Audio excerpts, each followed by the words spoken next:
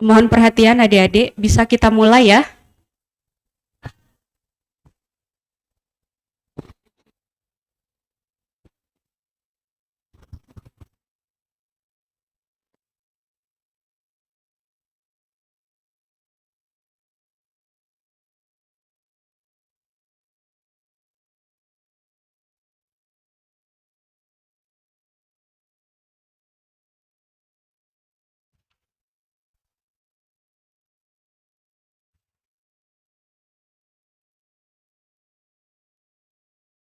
Good afternoon, ladies and gentlemen. Welcome to the fourth floor auditorium of the Faculty of Health Science, University of Muhammadiyah Mataram. Please be seated.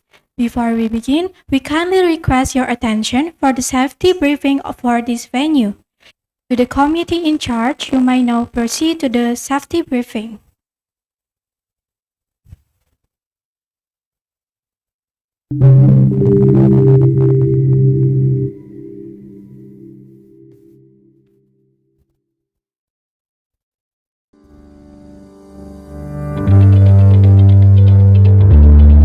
Assalamualaikum warahmatullahi wabarakatuh. Selamat datang di Fakultas Ilmu Kesehatan Universitas Muhammadiyah Mataram.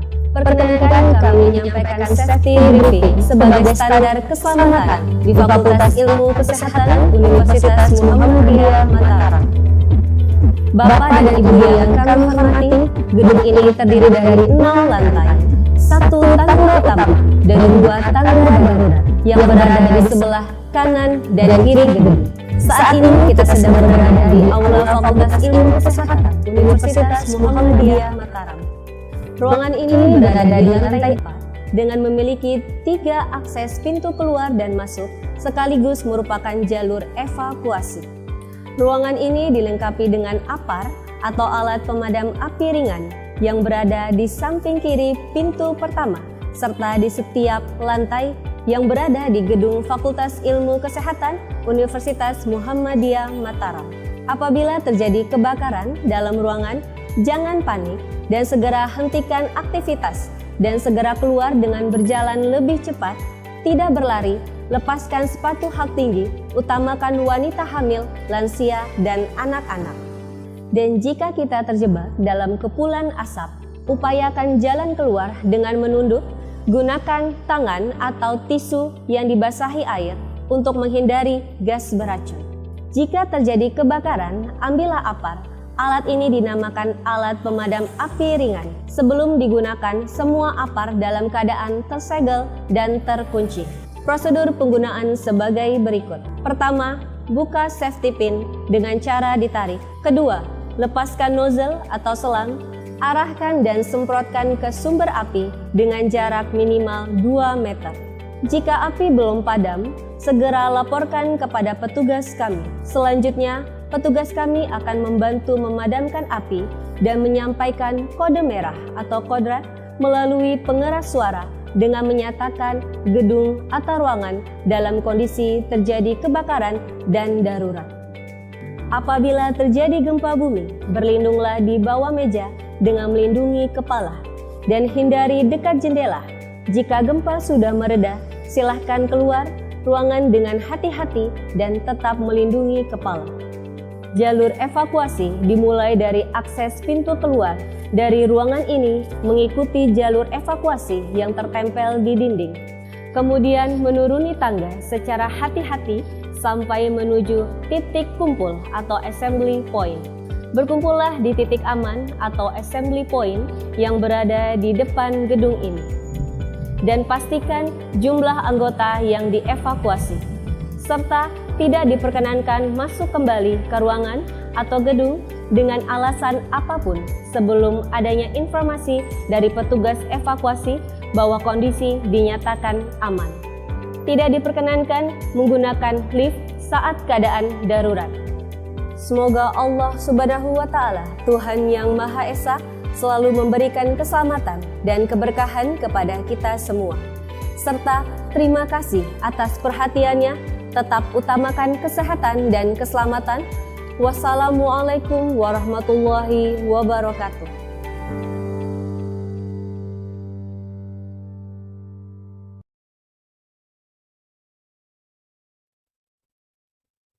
Thank you for your attention. The international guest lecture will commence shortly. We kindly ensure your mobile phone are switched to silent mode. Thank you for your cooperation. Without any further ado, let's begin. Assalamualaikum warahmatullahi wabarakatuh. I would like to extend a very warm welcome to the Honorable Ms. Nurul Qiyam, Pharmacist, Master of Clinical Pharmacist, and Master of Hospital Administration, the Dean of the Faculty of Health Science, Muhammadiyah University of Mataram. At the same time, please join me in welcoming our distinguished guest and keynote speaker for today's International Guest Lecture, Mr. Rob Linde, Pharmacist from the PUM Netherlands. The Honorable Deputy Deans, lecturer, staff, and academic of the Faculty of Health Science, University of Muhammadiyah Mataram. And of course, a warm welcome to all participants who are joining us today, both here in the auditorium or virtually. Let's give ourselves a warm round of applause for being here today. Boleh tepuk tangannya hadirin sekalian.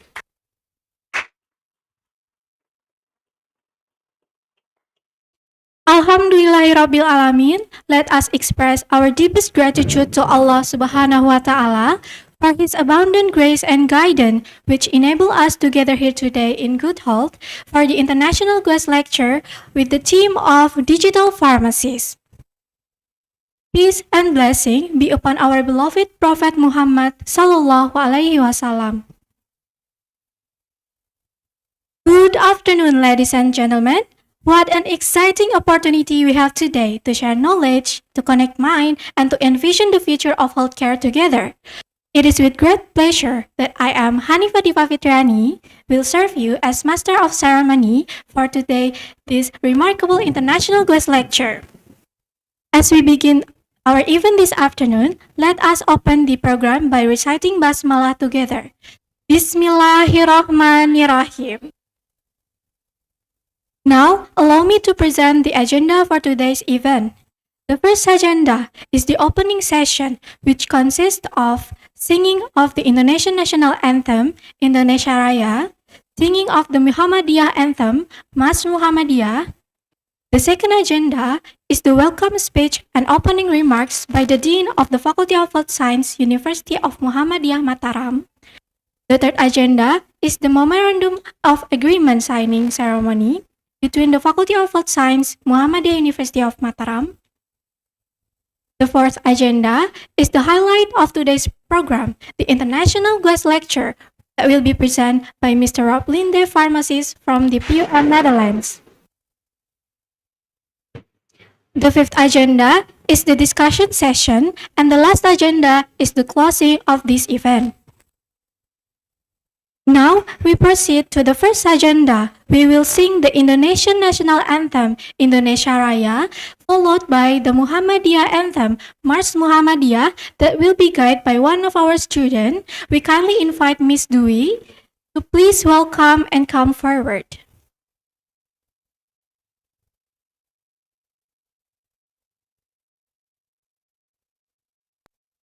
We also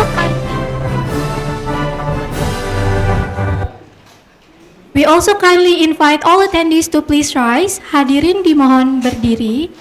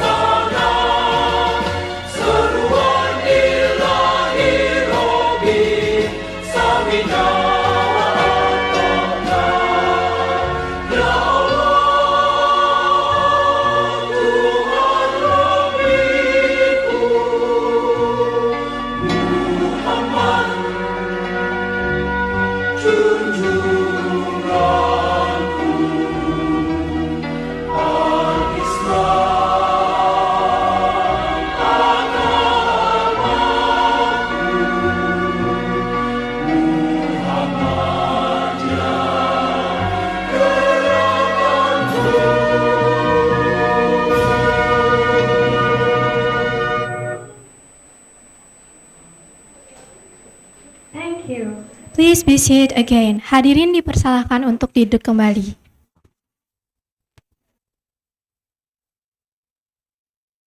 Moving on to the second agenda, the welcome speech and opening remarks. We respectfully invite the Dean of the Faculty of Health Science, University of Muhammadiyah Mataram, Ms. Nurul Qiyam, Pharmacist, Master of Clinical Pharmacist, and Master of Hospital Administration, to deliver her remarks and officially open the International Guest Lecture. The floor is yours.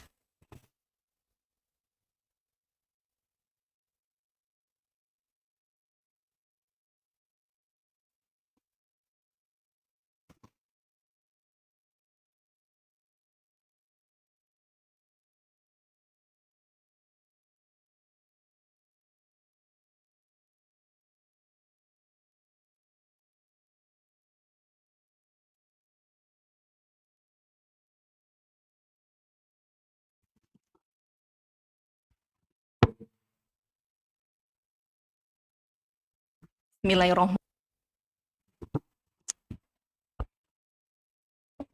Assalamualaikum warahmatullahi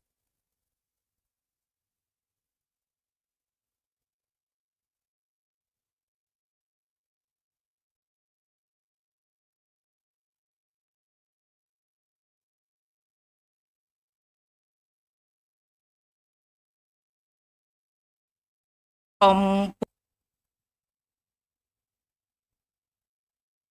Of Diploma in Pharmacy Program Mataram.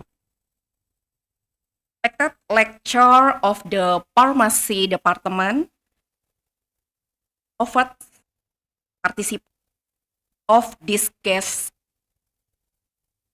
First of all, as thank Allah Subhanahu wa Ta'ala has granted support and blessing so that we can gather here today for the international guest lecture on digital pharmacy. Ladies and gentlemen, allow me to briefly in Universitas Muhammadiyah Mataram or Ummat. Ummat has 7 faculty. Faculty of Islamic Studies, Faculty of Law, 3 Faculty of Training and Education, 4 Faculty of Social and Political Science, 5 Faculty of Health Science, 6 Faculty of Engineering, then Faculty of Agriculture. Faculty of Health Science, FIK Ummat, is prone to have for study program, Diploma of Pharmacy, Bachelor of Pharmacy, Bachelor of Midwifery, Professional Midwifery Education. I'm also pleased to share that our pharmacy program is currently home international student from Sudan, so that our faculty is open to global collaboration and the This audience, today lecture is a very important moment for all of us. The theme digital of pharmacy, likely relevant to the rapid change in the healthcare sector. I believe that the insight from Mr. Rob Linde inspire us from our knowledge and encourage us to adopt a transformation in the field of pharmacy. To all students, your golden opportunity to learn from an international expert. Please listen carefully, take notes, not hesitate to act actively during the discussion. Finally, on behalf of Faculty of Health Science, I sincerely thank the organizer,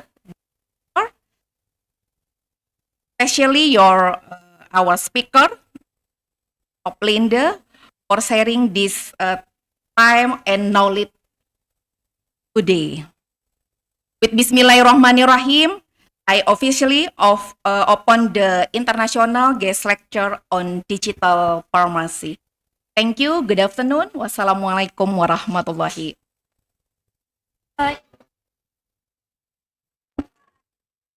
Thank you, Ms. Nurul Kiam, for your inspiring word and for officially open today's event. Please give her a round of Please give her a big round of applause. Boleh tepuk tangannya hadirin sekalian. The third agenda is the MOA signing ceremony between the Faculty of Health Science, University of Muhammadiyah Mataram, and PUM Netherlands. We invite Ms. Nurul Kiam and one of the representative from PUM, Mr. Andre Kurniawan, to the stage for the signing.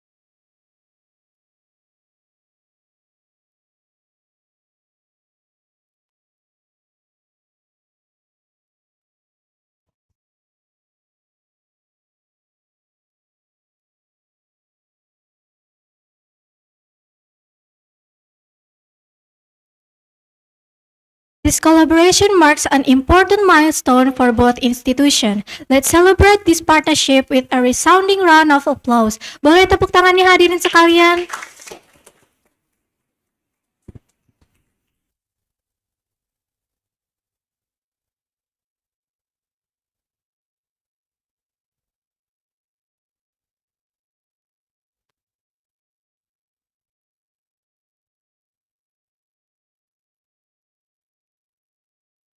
Ladies and gentlemen, we have now arrived at the highlight of today's program, the International Guest Lecture under the theme of Digital Pharmacy.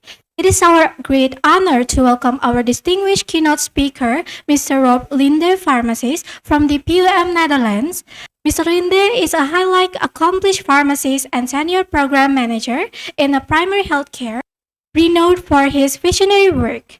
Let us give a warm, resounding round of applause to welcome Mr. Rob Linde to the stage. Boleh tepuk tangannya hadirin sekalian.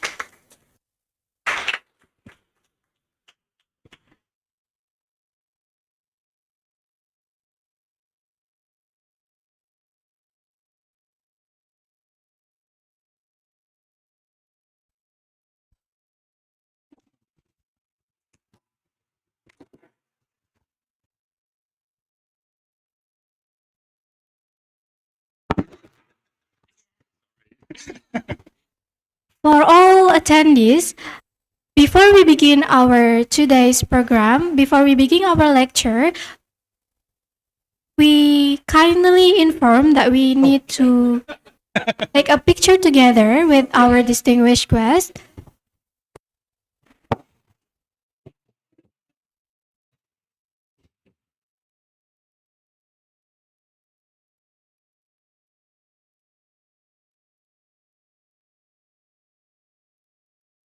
To all the teachers, please come to the stage. Please come forward to the stage so we can pick picture together.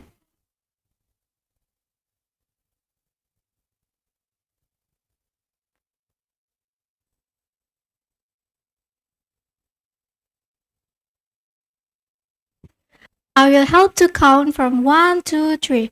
1, 2, 3. 1, 2, 3. Again. 1, 2, 3. Enough? Okay, L for Lombok, everyone. L for Lombok. Smile. 1, 2, 3. Okay, thank you. Once more.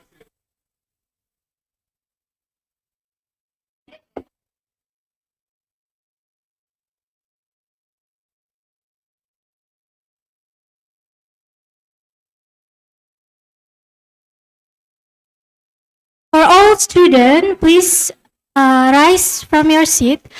Teman-teman mahasiswa boleh berdiri, kita mau foto bersama. Teman-teman mahasiswa boleh silakan berdiri ya, kita mau foto bersama.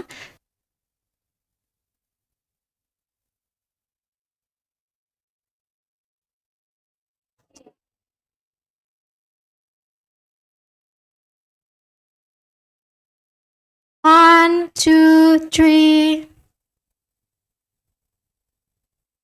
Once more. 1, 2, 3.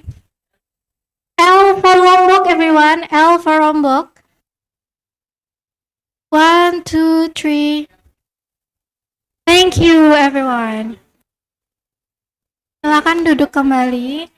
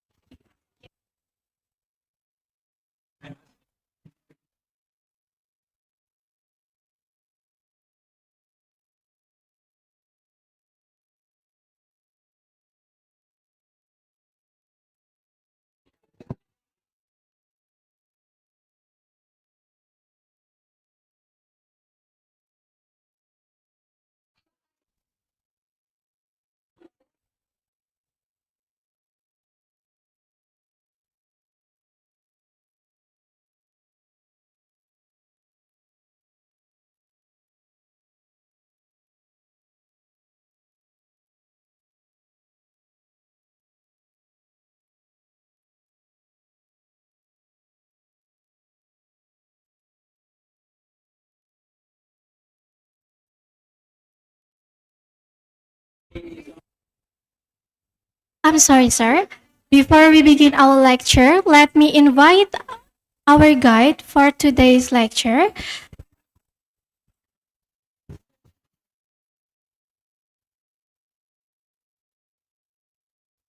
Okay, the lecture can be start.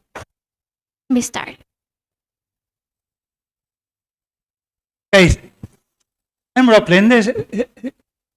As managed, I will stand and walk, so I make the life of technician a little bit of a hell because I'm always walking. You know, all the new sitting is the new smoking, so sitting is the easiest thing to do, and to walk and walk the stairs and everything to keep young. That's the most important thing. Thank you very much for the invitation. Thank you very much for the invitation. I'm happy to be here and to deliver a speech on digital pharmacy, which will shape our profession as pharmacists in the future very strongly. My program will be first then the Mentimeter I do not do because it takes too much time. Don't have too much time because you all want to go home somehow. so I skip the Mentimeter question. Then I give my seminar, and then there will be time later also actually to ask questions by you. Can you go further? What I will do today is take you on a journey which started for me 40 years ago. I'm 40 years already a pharmacist, and its starting point is actually the same as where you are now. You do your pharmacy business, you dispense, the availability of drugs are very important, and you give some information to the clients, but the sense of automatization is quite low. 40 years ago, we were at the same place as you are now, and I started like this at the same place as you are now. Actually, I travel quite a lot. I work a lot in African countries also. I heard that there's somebody from Ghana. I was in Ghana also. I worked there. And they're actually at the same spot as you are. And what I want to do is take you on a journey, which I made myself in 40 years, to the stage where we now have pharmacy in the Netherlands and some other European countries, which went a long way. And the very important part was digitalization of healthcare.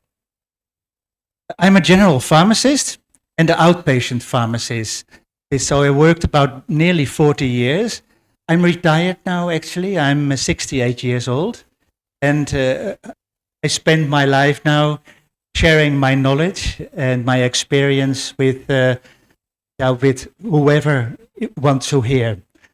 I travel to Africa a lot. I travel to Asia a lot to share my knowledge. And now I'm here, and I'm very happy to be here.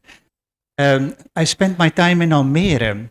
Nobody knows where's Almere, I'm for sure. It's a really big city. It's the seventh city of the Netherlands. 250,000 people living there. And the strange thing about it is it's only 50 years old. 50 years ago, Almere actually started. And this year is the 50th anniversary of the city. So it's a very young city.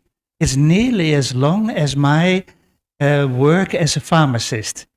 When I came there was nothing. There was mud, rain, there were birds, and nearly no people.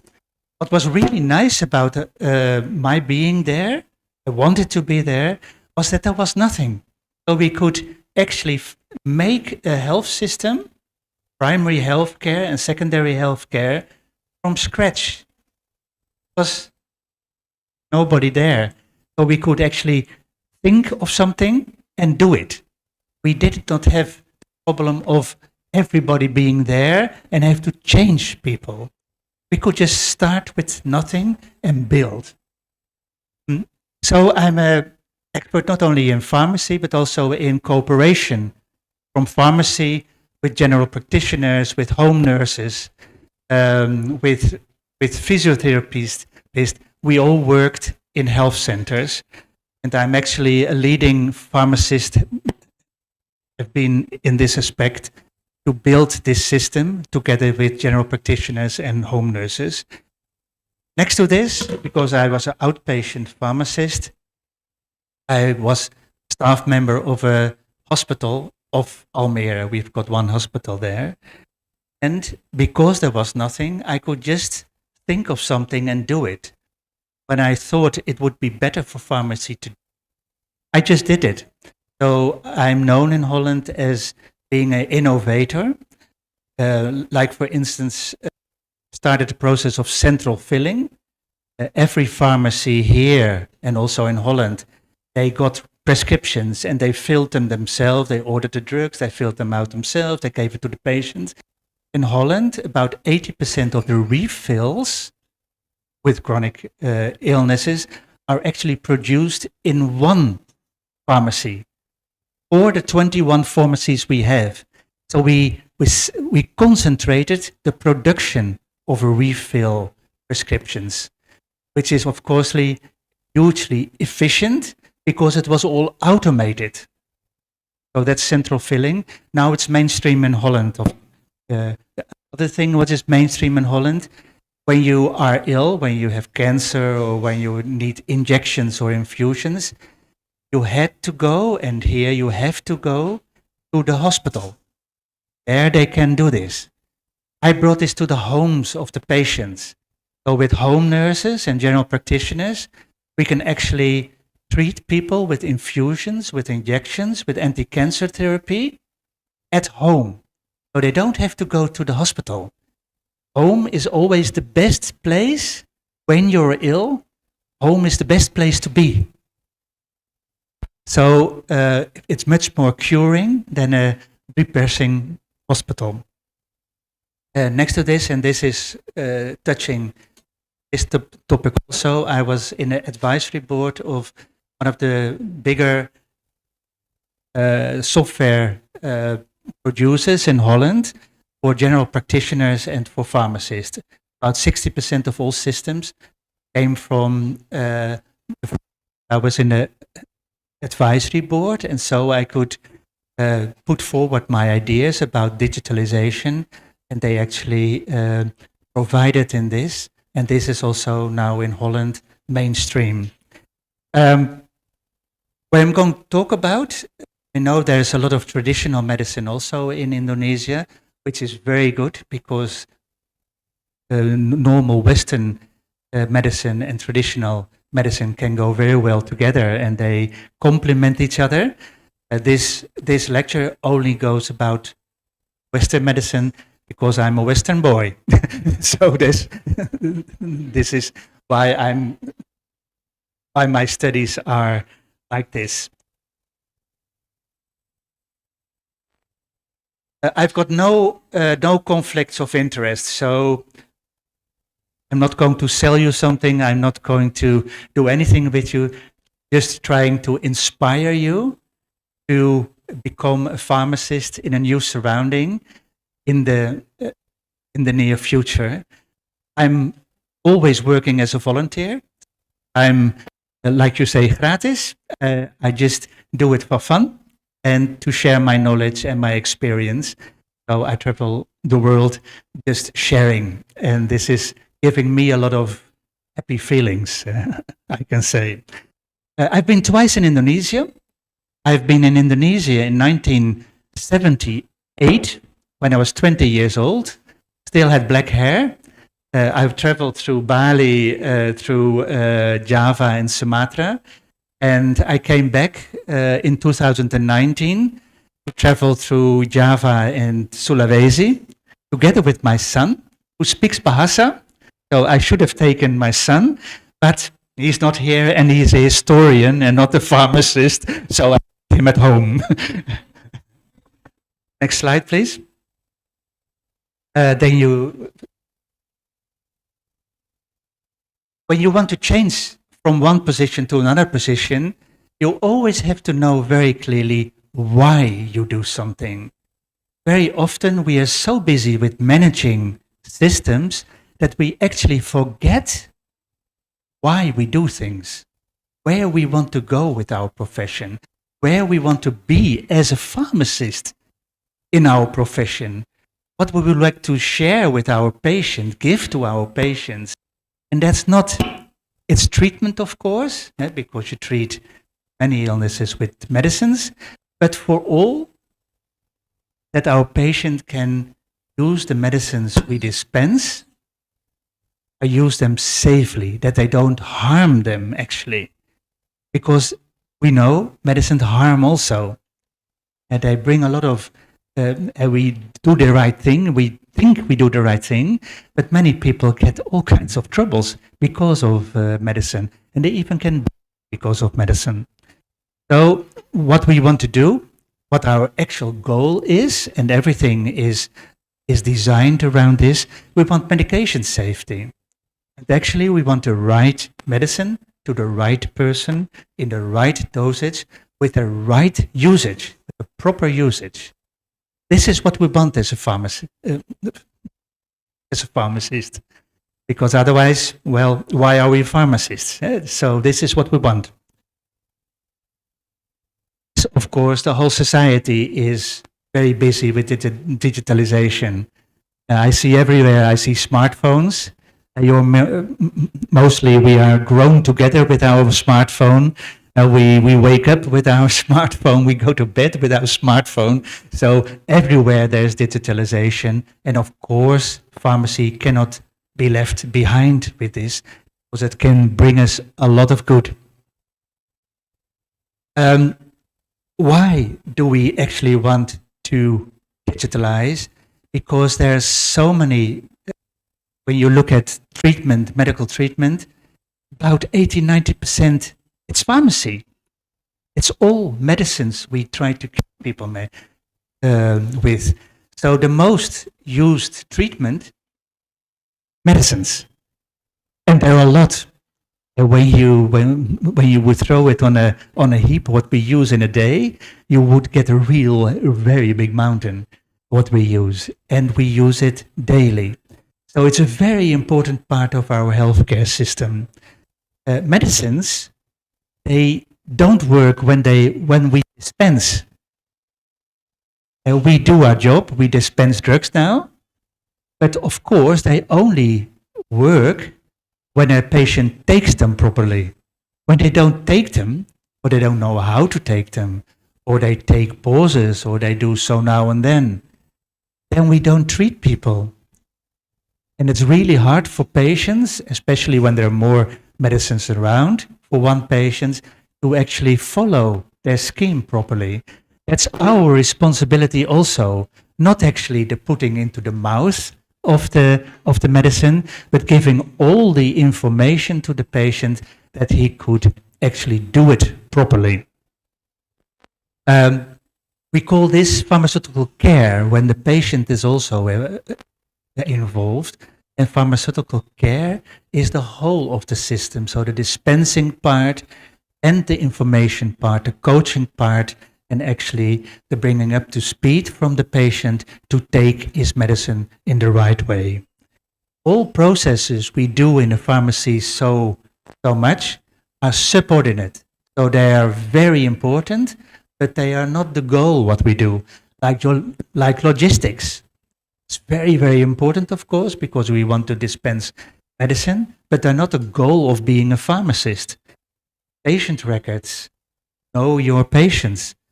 It's a part of our work, but not our goal to know our patients. We want to deliver medication safety to our patients. The giving of information coaching, that's not our main task, because we want to do it in combination with dispensing. And of course, finance. These are all jobs. We are very busy in the pharmacy all day, about 80% of all. But it's not the goal of digitalization. They must be digitalized, of course, and they can be very easily digitalized, but they're not our goal as a pharmacist. Next, please. This is why I just come back to the why and then stop talking about why, but the why is really very important. Why do we do this? Without a why, we don't know where to go as a pharmacist. We don't know how our profession should look like. That's a very big thing in our profession. We want to be pharmacists to do pharmaceutical care. That's our goal. The why is also the reason why we want to change things. Because when we are happy like the way we are now, then we are happy. And why change? And because the last 100 years we did it like this. And why change? Because we want to do it better. We want to do a better job, and we know the thing we do now is not enough. And why is also the heartbeat. Change is really difficult. Really difficult to do. Everybody who has tried to change things in his own life or in his household or in an organization knows how difficult it is to change things. When you know why, you keep on doing, because you know where you want to go. You need a why for endurance to go on and on. You get this, then you get this picture. And when you don't have a why, you start nothing.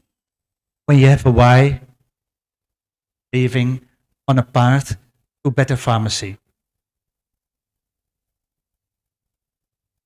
Told you about the journey, journey I would take you on. The journey is starting actually at the situation in which you are now and in which I was 40 years ago. That's that the pharmacy is actually a place where you can get medicine. You get a box or you get medicine. Punkt. And where you get some information when you're lucky, when the situation is there to give you information. When you talk to the right person, there's time to talk, when it's not too busy in the pharmacy, when it's not around closing time. So that's what you have now.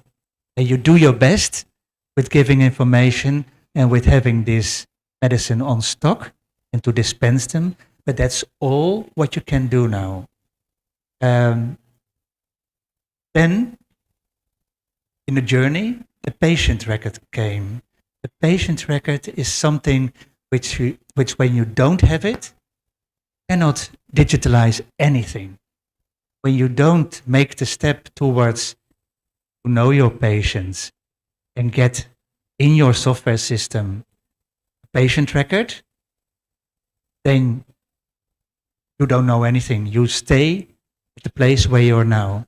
So a crucial part of all pharmacy automatization is actually a patient record. I will come to that later. With the patient record, it's also very important that you start standardizing all kinds of coding from drugs to patient. I will come to this later also. The prescription. I went into some pharmacies in Bali, and I saw that you are struggling with the same thing I struggled with about 40 years ago, unreadable prescriptions. Doctors are actually proud of being so hopelessly bad, badly read. And they said the doctor writes hopeless. But it's really a very bad thing because rubbish in, rubbish out. It's the starting point of everything. So when you don't have a readable prescription, it's very easy to go the wrong way and do actually harm to your patient because you just cannot read it. So it's terrible. It's actually a shame to have these prescriptions. I know that it's the one you have, but this can change. This has to change because rubbish in, rubbish out. Then connectiveness. When you look at your smartphone, you're connected to the whole world. And when I want to book a flight in the middle of Africa, I can do it there easily. You're connected all over the place. In healthcare, the connections are very feeble. They are very little. But they are starting to come because you cannot stop connectivity. You have to be connected. You have to communicate from hospital to general pharmacy, from hospital to hospital, from general practitioner to pharmacy, from pharmacy to general practitioner. You have to communicate it, and it's not hard to do. Really not hard to do. Everything is in place. Only, of course, you have to start building software systems as a general practitioner and as a pharmacist where you can get this information or ask for this information. And lastly, you can start to communicate with your patient. Patients, they have got SMS, they've got WhatsApp, they have email, they've got a smartphone. So you can start connecting with your patients. For instance, after you dispensed a prescription for them, we in Holland, we communicate a lot with our patients through automated systems. And I show you a few examples when the system works. All these steps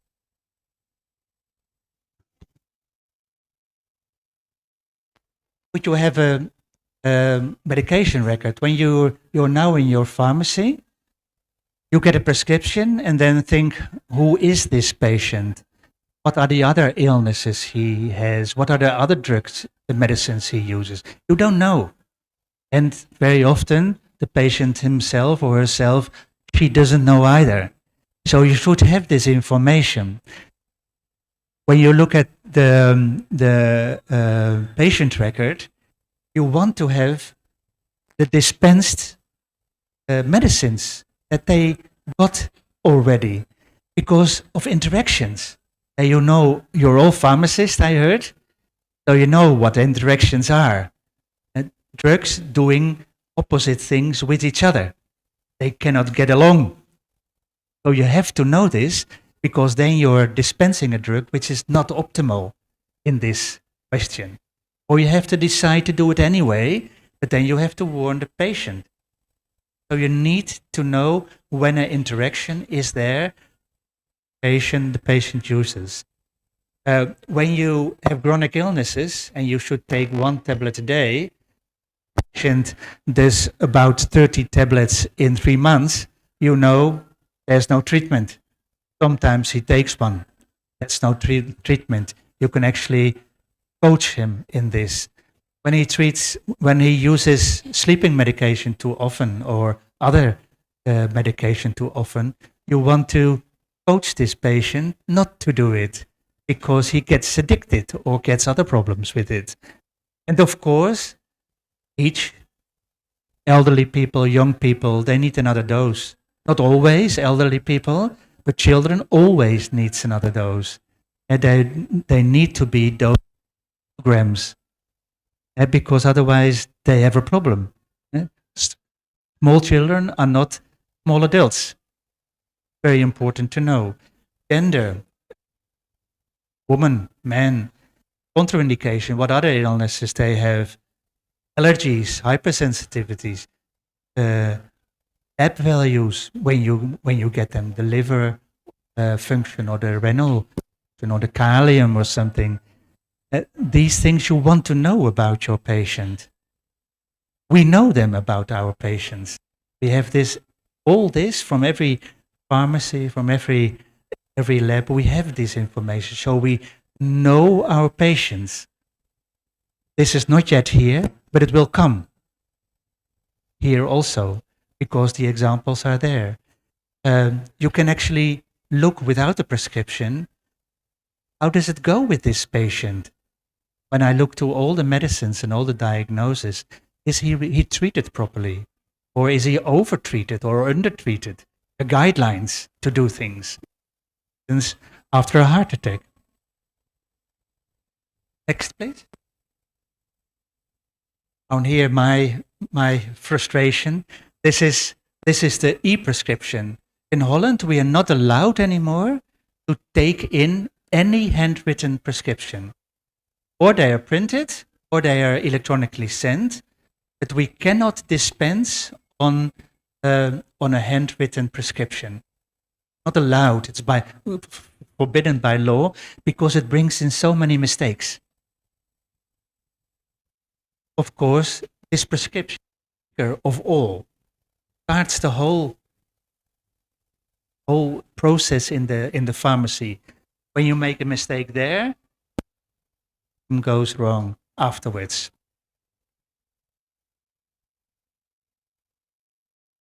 Pharmacy workflow. When you have a system, and it's not very difficult to make actually, where you dispense a drug, it directly goes into the inventory. It orders automatically. It's not a miracle. It's all there. It's quite easy to program. To fill your patient record with dispenses, you can add to your pharmaceutical care added intelligence. Pharmacy systems, they can be a knowledge system. They're not just a functional system, they're knowledge systems where you can get a lot of extra information, scientific information, interactions, contraindications, allergies, and all these things. And of course, there's a dramatic increase efficiency of the process.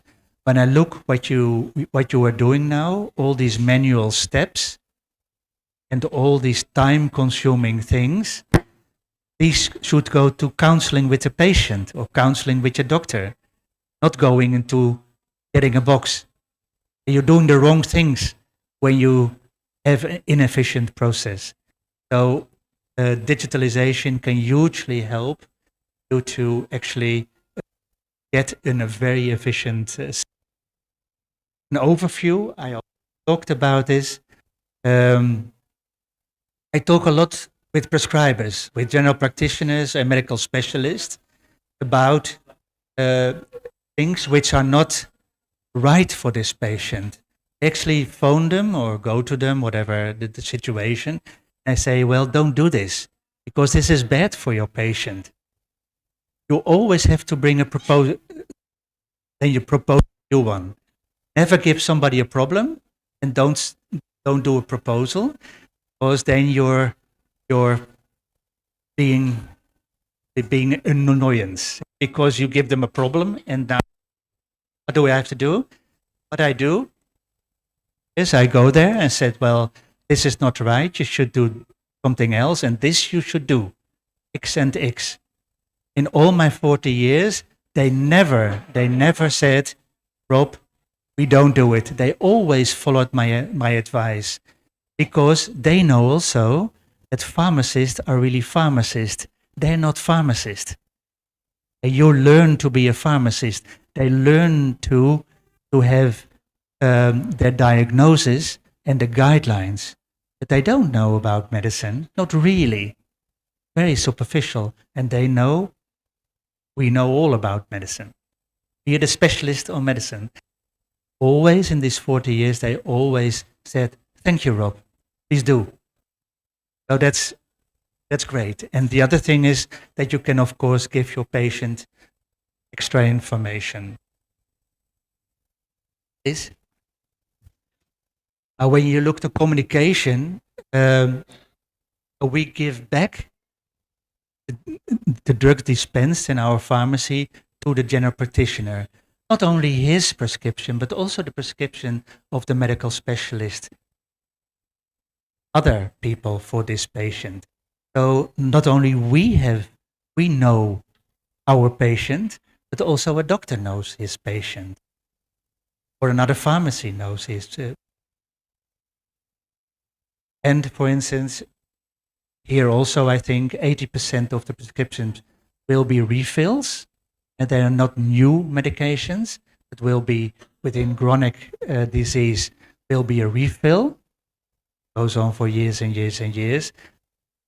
Actually make this process much more effective by starting this process in the pharmacy itself and just saying to the patient, it's time for your new prescription. With this, you can also help them to take their medicines all right. So when you communicate with your patient, coach your patient, and the system gives you the information to do so. Not only the triggers, not only the warning signs, but also because it's all there. You can send patient through SMS, WhatsApp, or email information, written, film, video, show you something I made myself. It's quite easy to do, and they can read it at home, or they can show it at home to their household, look at it quietly and think, well, this I didn't know. In a pharmacy, you're never at home. It's a little bit in a hurry.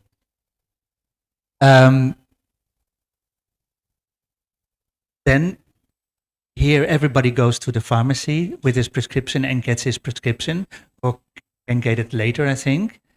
In many countries we have already this system, but also vaults in our outside of the wall of our pharmacy. Patient 24/7 can just take his ready-made package out of the wall. He doesn't have to enter the pharmacy anymore, which is good because 24/7 in Holland, that's the thing. Different society, but it's handy. Or you can deliver it at home. Everybody can go to the pharmacy. And very important, patients nowadays have an app, and they can show actually the same information as we have in the pharmacy or the general practitioner has, they can show in the hospital, because they have got it all in their telephone. They can look at it themselves. It's their information, it's their personal information, and they can show it to other healthcare workers. So they can share this information.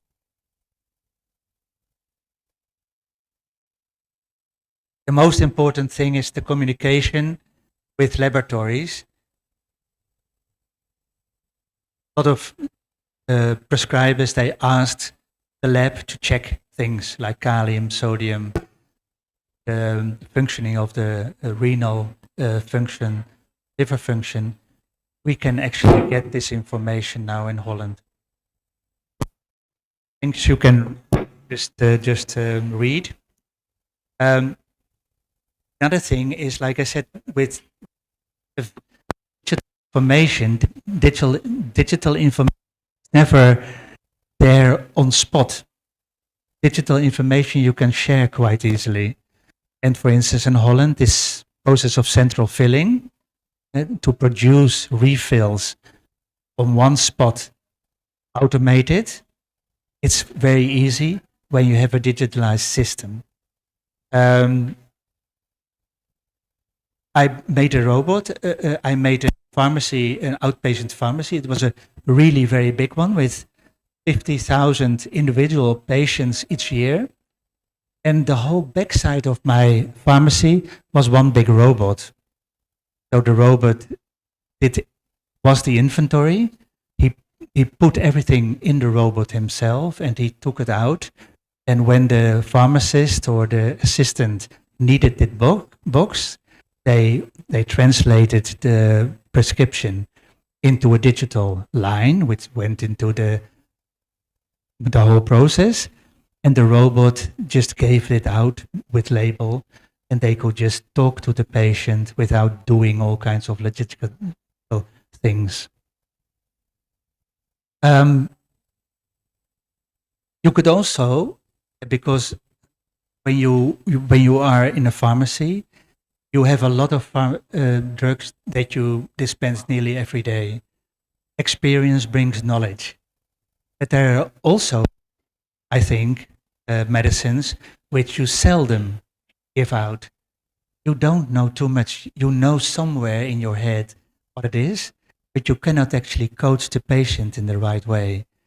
Here we have got one central point, and they can actually coach the patient when it goes for medicines which are seldomly given, like for instance anti-cancer medication or the new medication with inflammatory diseases. And I started a process of having pharmacists in health centers without a pharmacy, so only a consulting role. They don't do anything with the pharmacy itself. We have pharmacies, of course, but in these health centers, they actually work as a consultant next to the general practitioners and the home nurses. So they don't dispense anymore, they only coach and give information.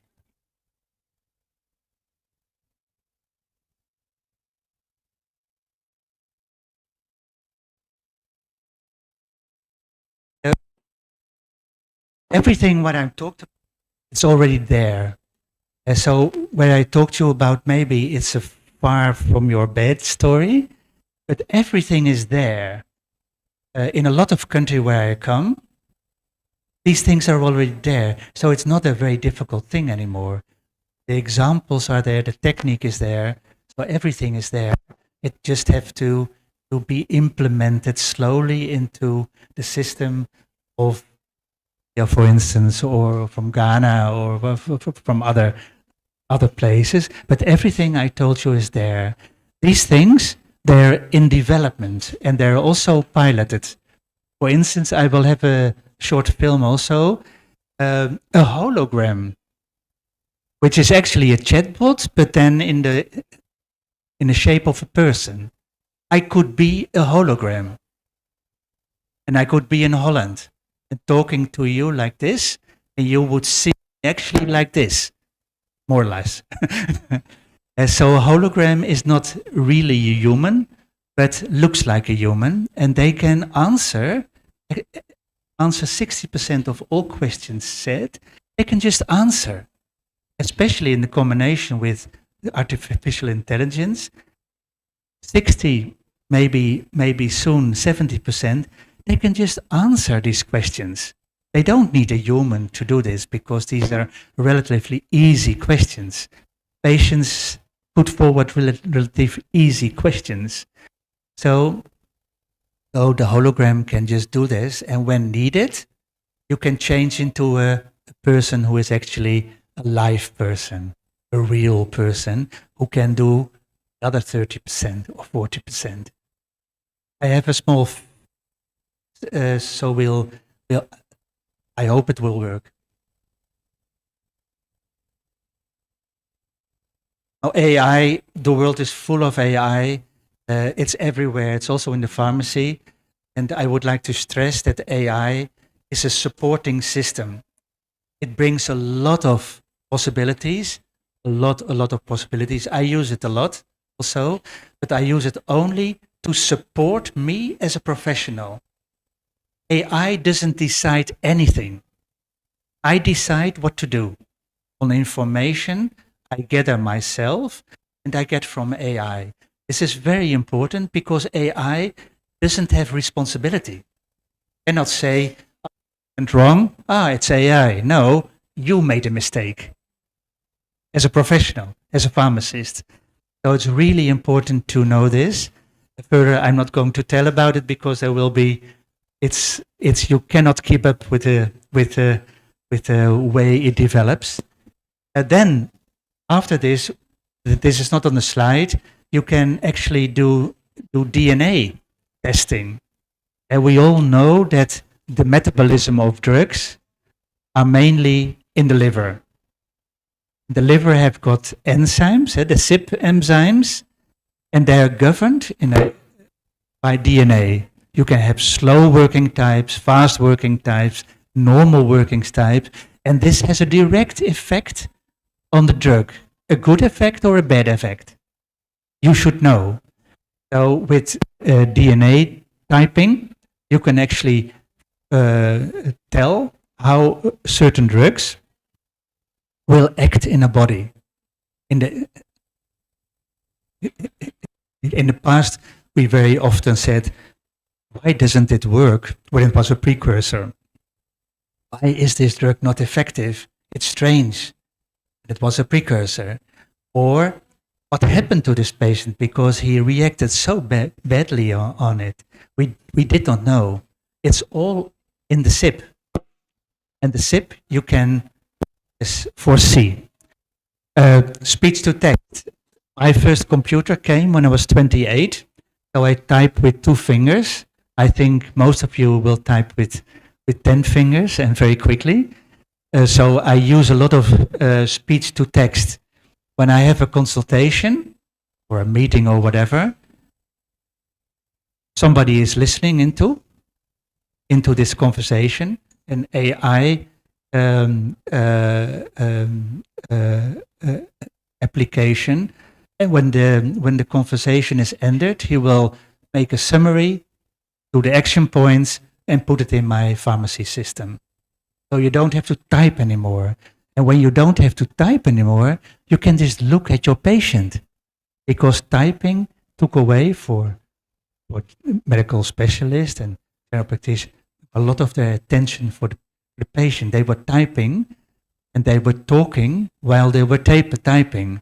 Now you can actually just talk with your patient, look at your patient.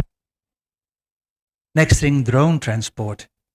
You really want to get a blood sample quickly from A to B to a hospital where they can analyze it, or when you have a specialized medicine, what you just have, but only on one place, but you need it 20, 30 kilometers further. The roads in Indonesia, they're not bad actually, but we know you cannot get some things in time there. So you can actually use or start to use drones for this type of work. In Holland, experiments also already work. And the other thing, which is promising, but still very difficult, is 3D printing. Did you ever heard about 3D printing? You make actually, through a printer, you make a tablet. And why is this so handy? Because you can actually make a tablet with the right dosage, which you cannot buy. You can help elderly people, younger children, with the right dosage, because you can just say to this system, make this 30.5 milligram, and he will deliver. Or you can do tapering, building to a higher concentration, or lowering slowly without withdrawal symptoms to a low quantity. You can say make Siri from 7 days this, 7 days this, 7 days this, 7 days this, and he will just print it. So this is very promising for when you really need it, and when you need it for children, when you need special dosage. These things are already working, very often not mainstream, but they're also piloting, and they're always also trying to get this working and trying to get this surely working. Now I will try, next slide please. Can you click on the control click on the control click?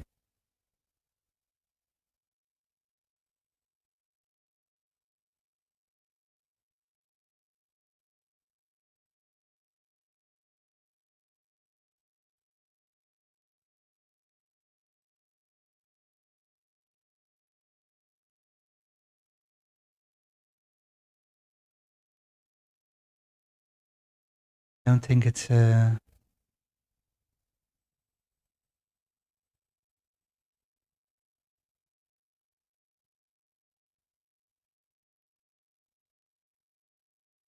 was a little bit afraid that this would happen.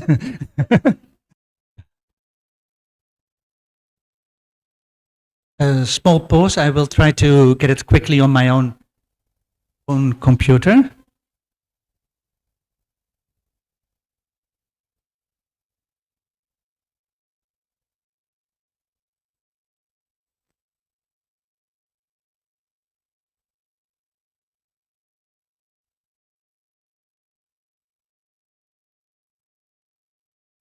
We have it on this screen, but not on the big screen.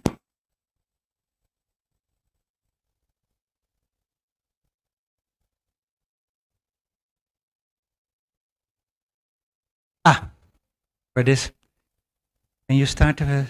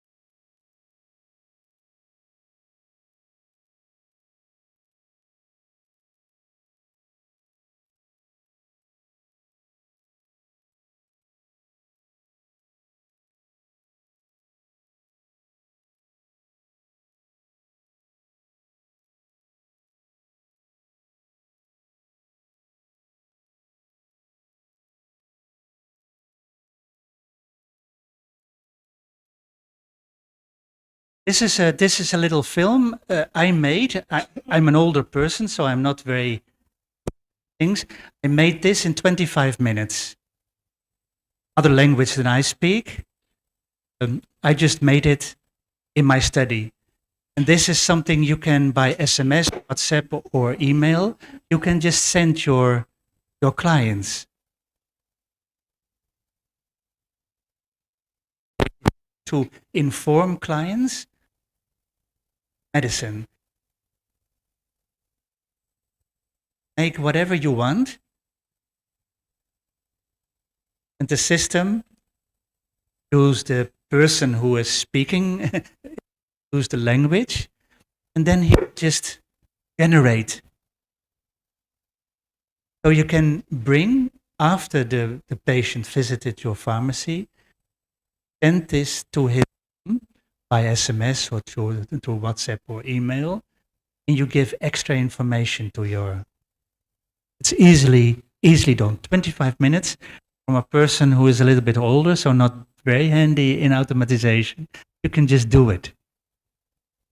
The other thing is, please.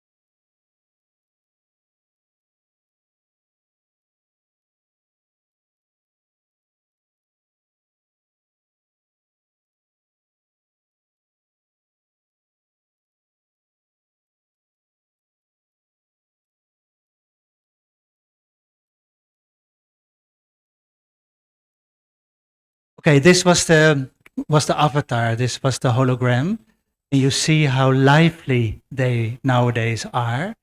And you can actually let them help in about 60% of the questions asked. Try to use this. You get always 24/7 somebody who's not tired, who is always in a good mood, and giving the right structured information. These are two small examples of what is just happening.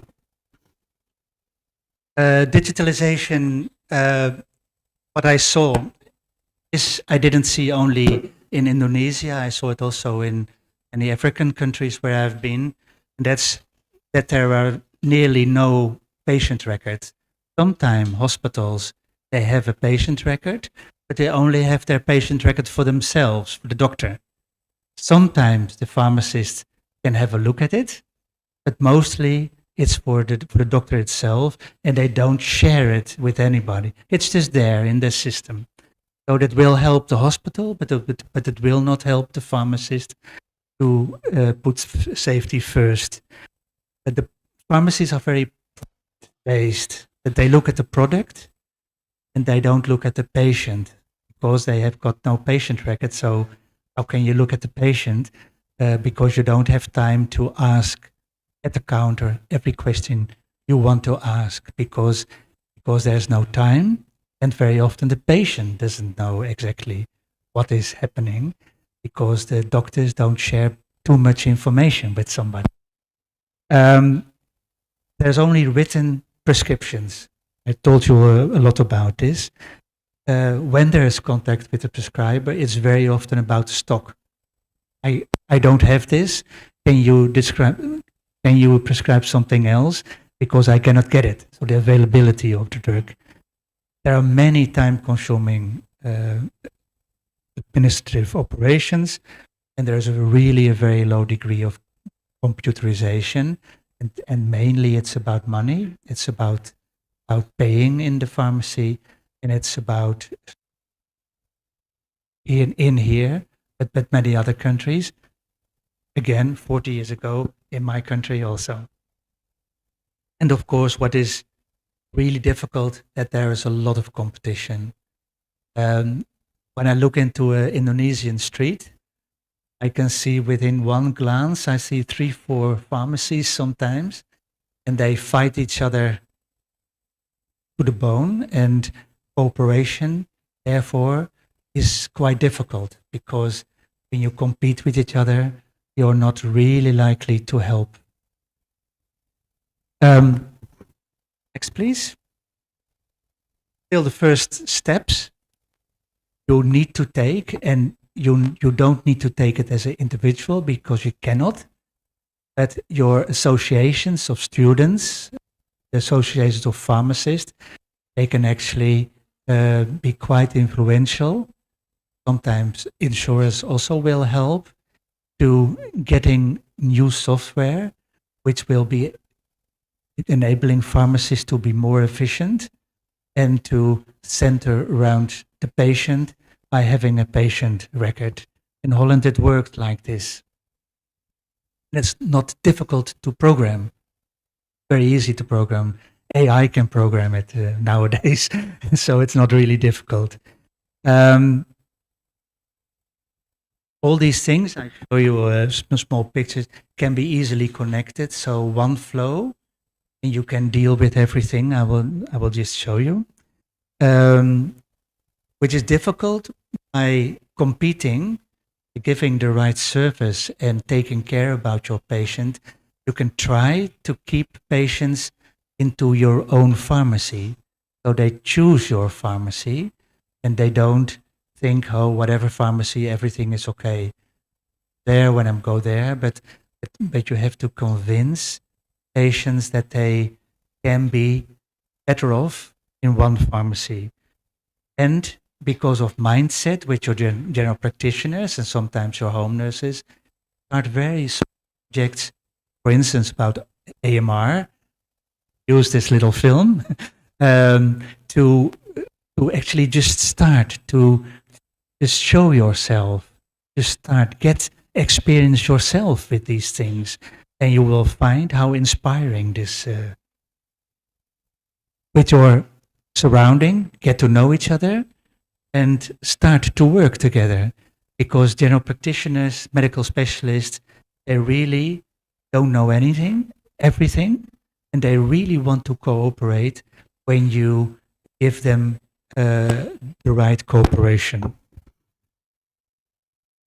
Next slide. I'm not going to go through this, but this is the simple layout of software. Very simple, but in the central, the patient record and everything. When you work through the prescription with computer, everything works in one go. So you don't have to do all kinds of different things. When you put the right patient, the right dosage into the system, this whole system will be filled. And this is your whole pharmacy, pharmaceutical care system. And it's there. So it's not a new thing. There are examples everywhere. And actually, when I ask AI to program this for me, he will do a very good job of programming this for me. So it's not difficult, but you have to start. The next please.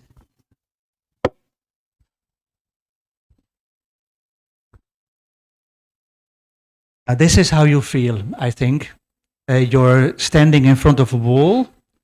You say, "Oh, this Rob, very nice talking, but how? This is not going to work in Indonesia because we're so far off and nice story, but it won't work."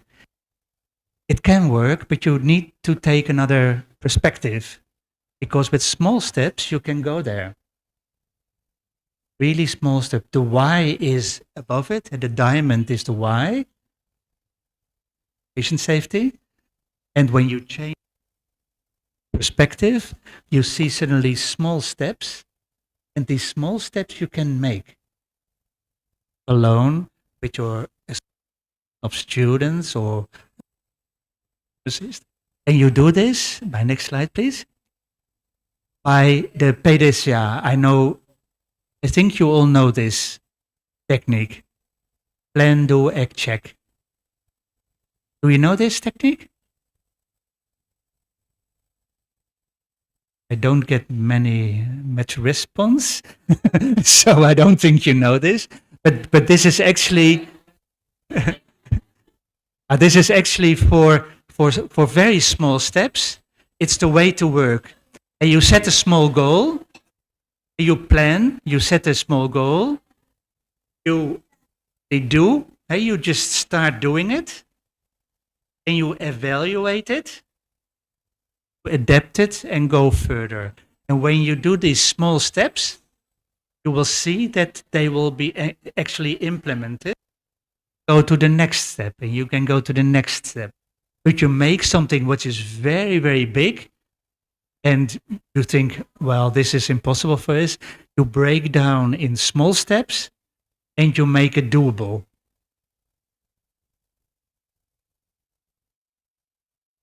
Why? The change will not be very quickly, because it's not only a technical thing, and the technology is there. You have it on your table there. It's there, you can buy it, you can actually do it. Like I told you about this small film. Everything is there already, but the mindset is still not there. And the mindset within pharmacists, what is the why? Are we working on the why, or are we working on something else? Business, for instance, or from only logistics, and it's your hobby. So the mindset is really important. And the mindset is something you develop together with your fellow health workers. So your general practitioners in your surrounding, you're an hospital or medical specialist.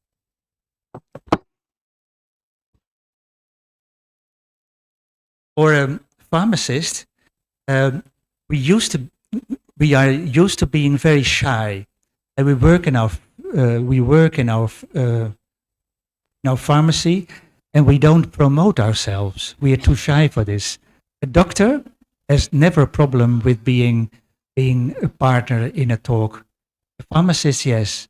So when you want to change things, you have to promote yourself. You have to come out of your pharmacy, go to your surroundings, and start talk with them, start cooperating with them. It's not our nature as a pharmacist, I know, not here, but you have to do it. You have to promote your own profession, because it's not natural. People will not naturally say, this is a pharmacy question, let's talk to the pharmacist. Doctors will not do, hospitals will not do, health centers will not do. They ask it to a doctor. You could ask it to a pharmacist. But then you have to be there. They have to know you. So please come out of your pharmacy and promote yourself. That's the most important part. And the other thing is, maybe you know this, and many people say, oh, one day I will. Good story, really nice. One day I will. This one day will never come. Will never come. Just because one day I will stop smoking. This one day will never come. So you have to actually decide, today is day one. Now I'm going to give this attention and try with my fellow students, with my association, with my way you're going to work. I will start to try with small projects to change things. The start is very often on universities because students, they will work for about 40 years in pharmacy, and they will really like a nice job and a good job and a job which is respected as a healthcare worker, not as a shopkeeper, but as a healthcare worker. So the universities it can start, and it starts. Can you one back, please? With a focus on a direction. Here's the why again. Don't overspeed it. Don't make too big steps because that will be really frustrating. Small steps at a time. And then, next please.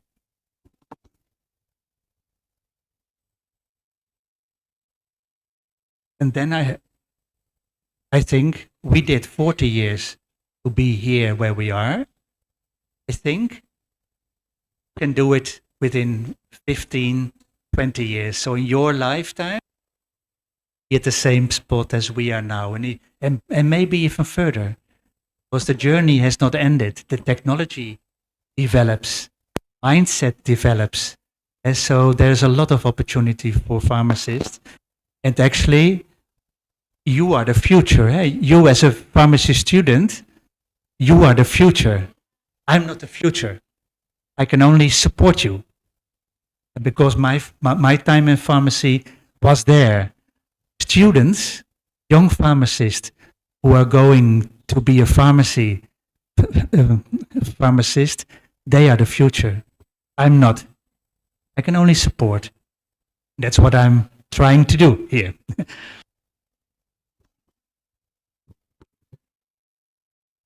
So the main thing is work on medication, work on patient-based pharmacy, not product-based pharmacy. And always keep in mind that you're the pharmacist, so you're the one who decides. Whatever the information is and from who it comes, you have a personal responsibility towards your, not AI. You have this responsibility, and always keep your patient in view. So it's not an automatic system, but it's a human system. Always have the human touch. And that's where I end a little bit my journey to you. I hope you could understand me. I don't know how good your English is. I was told basic. That's why I made these slides so full. And that's why I made Bahasa from the slides. So I hoped it would help you following my story, because I know English is quite hard for you. You all know English.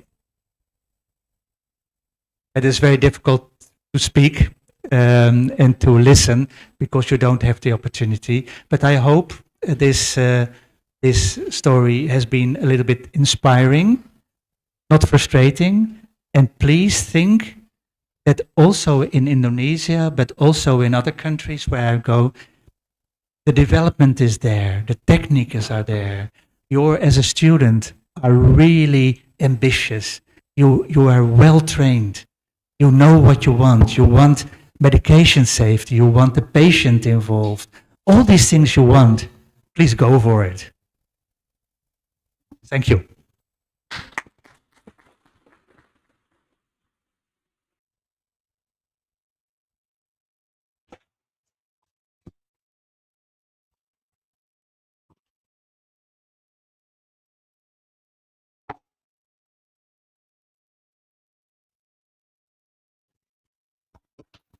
Okay.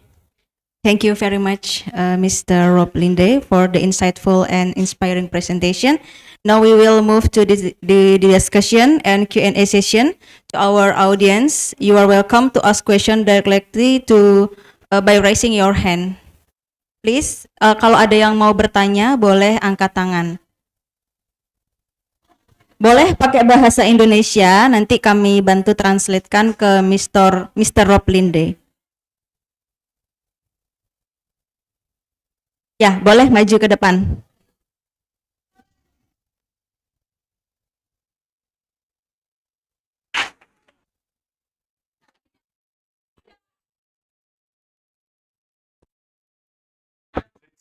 Okay, thank you for attention and this opportunity for my ask the question.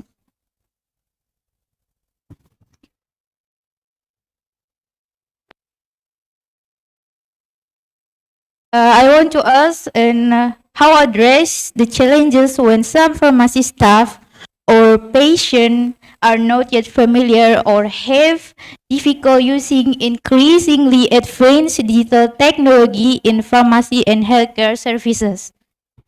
Okay, that's the question.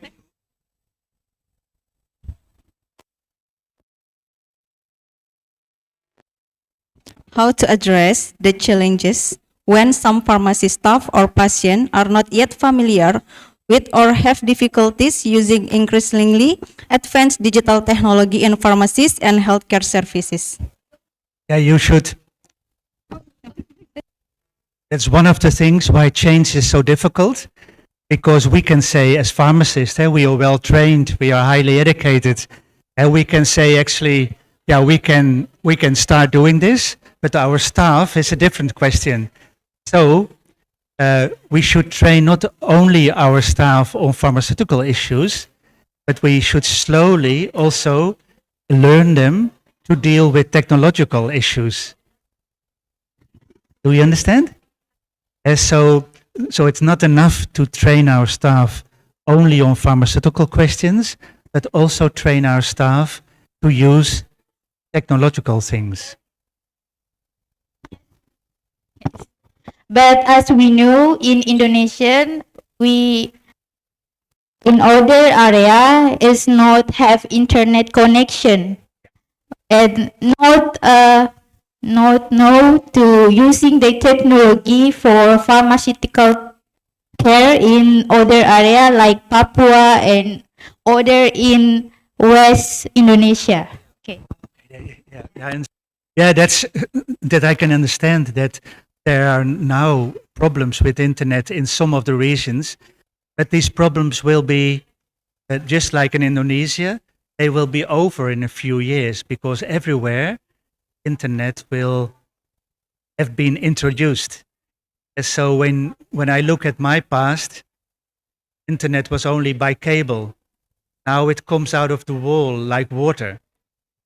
When I go to Africa where there's no infrastructure, everywhere there's internet.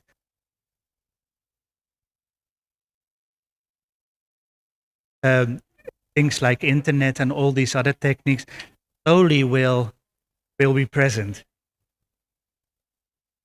Thank you for the question.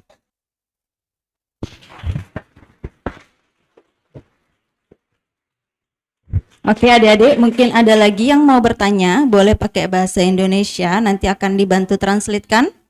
Ya, silakan.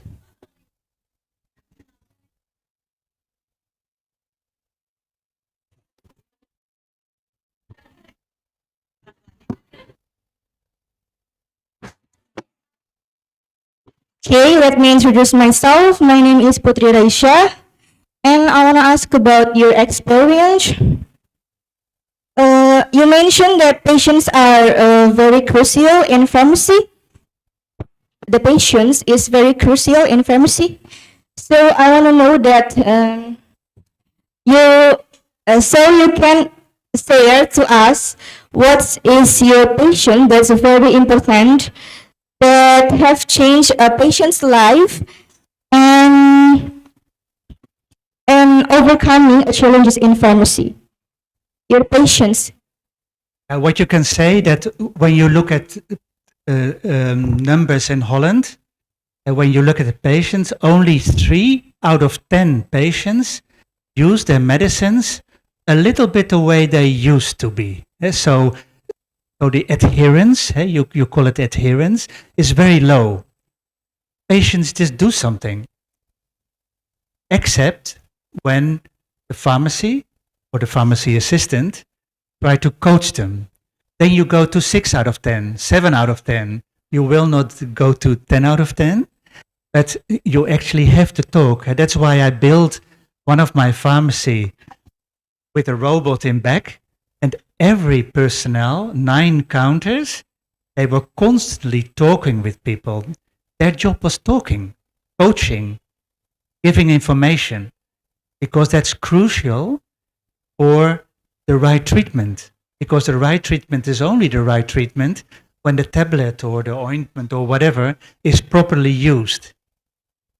When you don't give this information, the treatment will also be not right, because so few people actually follow the guidelines of the doctor, of us, say them, just tell them or write them down. People are not like this, and I'm also not like this.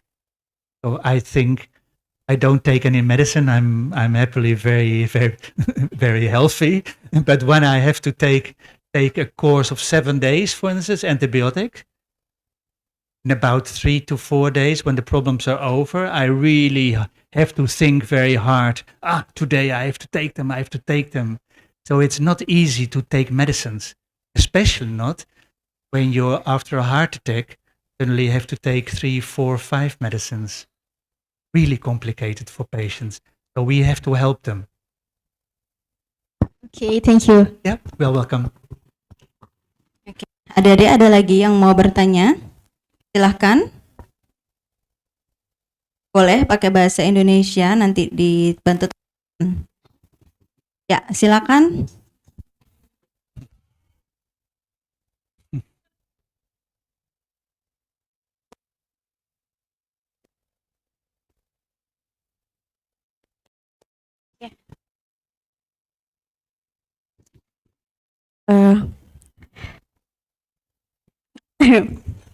First, I want to introduce myself. My name is Aisyah Maya Salsabila. I'm from the Tiga Pharmacy Study of Universitas Muhammadiyah Mataram. Okay, Mr. As we know, AI now makes things much easier for us as a student. It is not uncommon for health students to be spoiled by AI.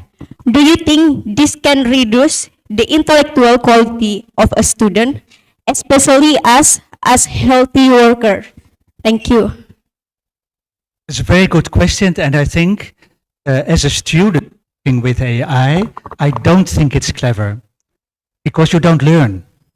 And when you, at the end, want to decide to analyze if something is right or not, supported by AI, and you don't know how this system works, you cannot analyze, you cannot structure this information, you cannot decide on the right way. So as a student, I say to every student, please do it the old-fashioned way. Later, you can also always use AI, of course, to support you. But when you don't learn to structure and to analyze the information yourself, because AI does it, then you won't be able to be as a professional to get the right decisions, what is right and what is wrong. Because AI is sometimes right, sometimes wrong. You decide, not AI. Yeah? Yes. Answer? Yes, thank you. Okay, right. Oke, kalau kata Mr. Rob, jangan mengandalkan AI kalau mau belajar ya. Pakai gaya lama, buka bukunya, buka literaturnya. Karena AI itu tidak bisa menentukan mana yang baik dan mana yang benar. Justru kemampuan belajar kalian, kemampuan analisis kalianlah nanti yang bisa menentukan apa yang benar dan apa yang salah untuk pasiennya. Gitu ya, adik-adik. Oke, mungkin ada lagi yang mau bertanya. Termasuk tadi juga yang passion ya. Kalau kata Mr. Rob, kita sedikit demi sedikit ya, kita berusaha untuk bisa melakukan apa yang benar ya. Mulai dari sekarang, tidak one day I will, tapi this is the day one gitu maksudnya ya. Oke, ada lagi yang mau bertanya, adik-adik? Silahkan. Mumpung masih ada Mr. Rob Linde di sini yang akan memberikan insightful ke kalian ya. Apakah masih ada waktu, Bu Ella, Bu Hanifah? Mungkin satu pertanyaan lagi. Boleh, silakan. Ayo.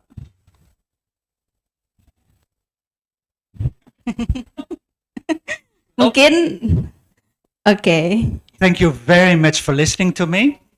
Oh, okay, Mr. Rob. Want to ask question?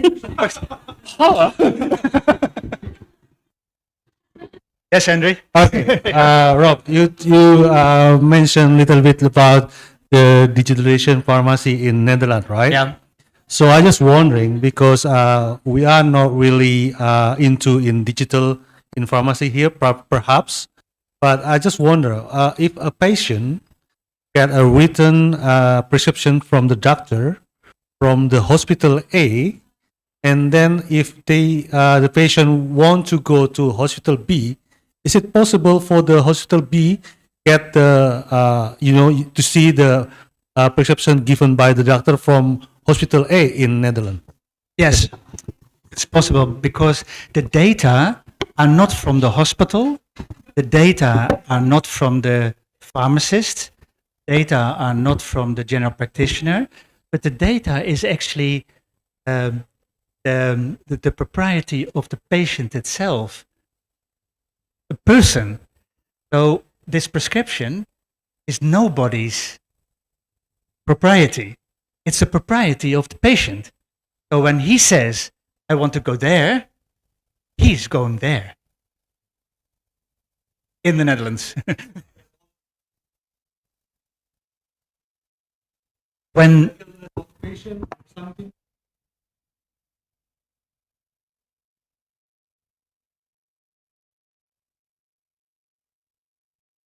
out of confidence is something I didn't tell. There's a lot of privacy and a lot of safety around. So all these systems, they are closed. They are very private. There's a lot of privacy ruling. There's a lot of safety ruling against hacking and all these things.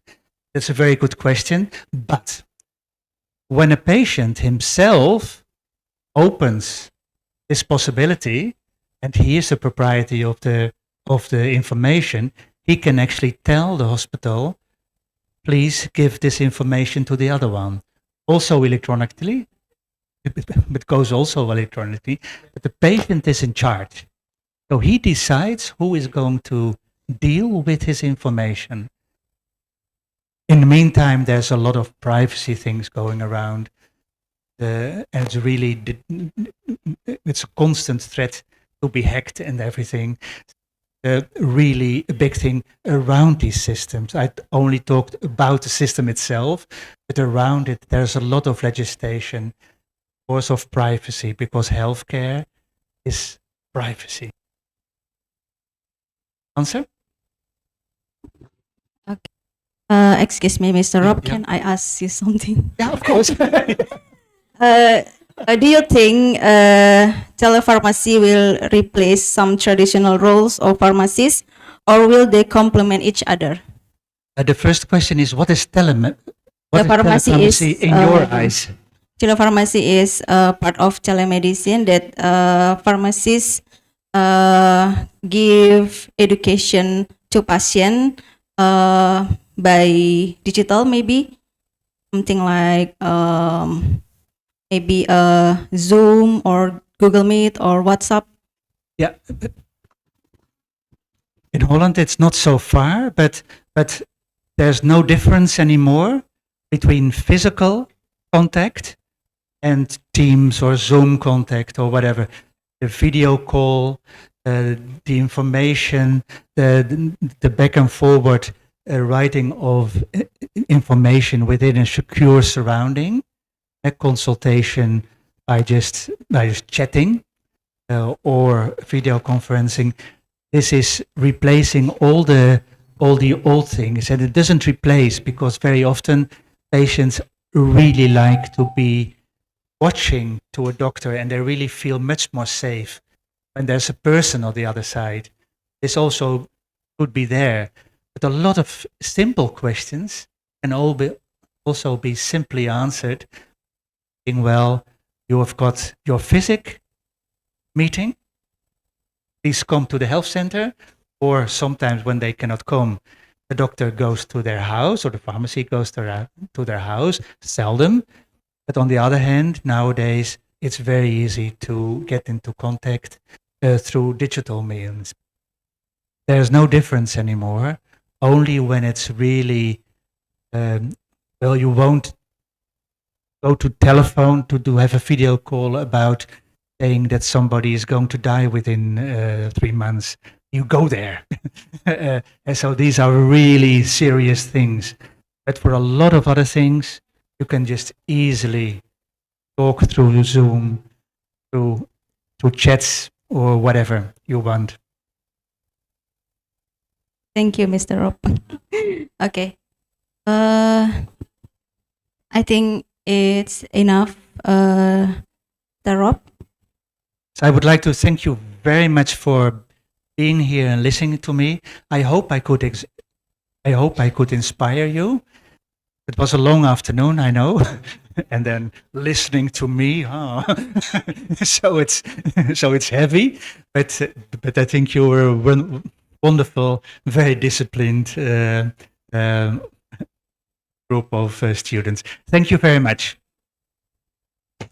Okay. Okay. Ladies and gentlemen, today we have listened to and discussed many aspects of the digitalization of pharmaceutical services. We have learned that digitalization is not only about technology, but also about mindset and collaboration. How pharmacists, doctors, and other healthcare professionals work together to ensure patient safety and well-being. We have now reached the end of today's session. On behalf of the organizing committee, I would like to sincerely thank Mr. Rob Linde for sharing his knowledge and valuable insight on digital pharmacy.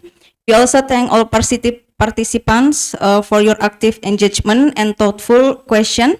We hope today's session has broadened our perspective on the role of digital transformation in pharmacy practice. With that, I officially close the session. Thank you and have a great day.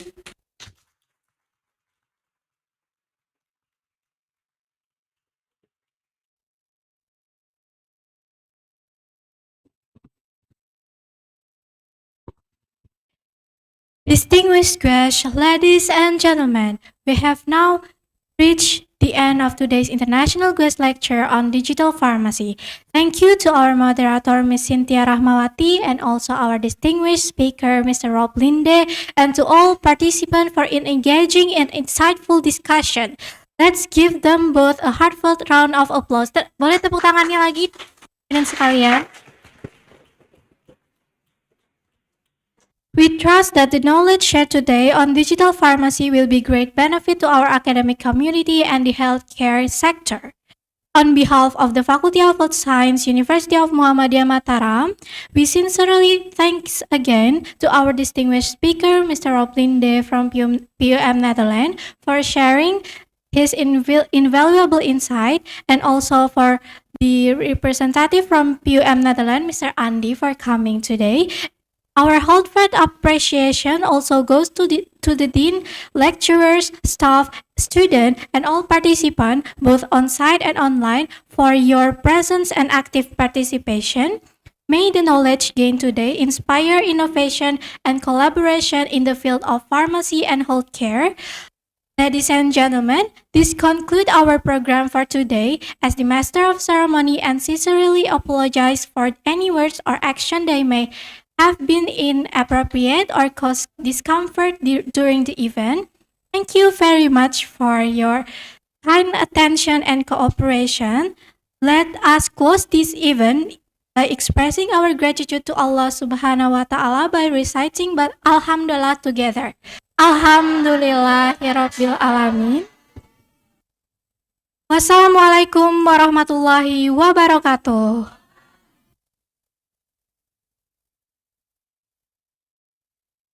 Good afternoon and have a pleasant day, everyone. Thank you.